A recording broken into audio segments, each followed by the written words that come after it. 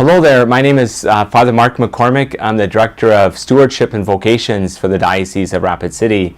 This past fall, Bishop Gruss asked if I would be willing to be part of a team from our diocese that would go to Orlando, Florida for the Catholic Leaders Convocation on the Joy of the Gospel. It seemed like a great adventure of Catholic leaders from throughout the country, a gathering to talk about what does it mean to be filled with the joy of the gospel. How do we reach out to those on the margins and those in the peripheries, in our parishes, in our own ministries, and even in our own lives as missionary disciples? Are we aware of those on the margins of our lives, and how do we bring them into the fullness of the gospel? One of the talks that I really enjoyed at the convocation was by Pat Licioni. I've heard him several times talk about 5 dysfunctions of a parish community or a parish team. And just to summarize, it's that sense of lack of trust, fear of conflict. There's a sense of avoidance of being accountable. And then the sense of commitment and being intentional in the results.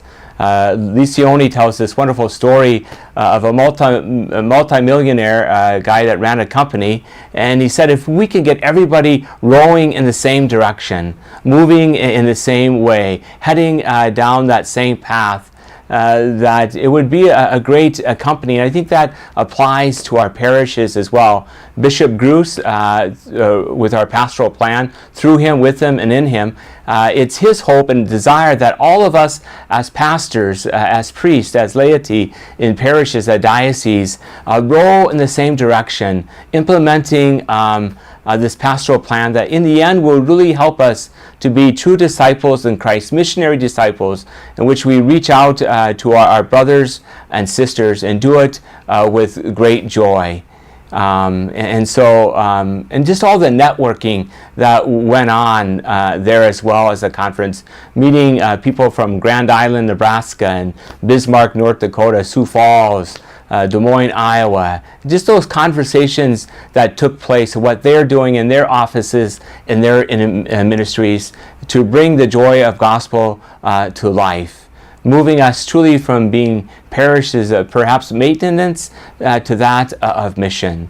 So I am grateful for the opportunity to attend this convocation and put some of the learnings into practice that in my own heart might come alive more in the gospel of Christ.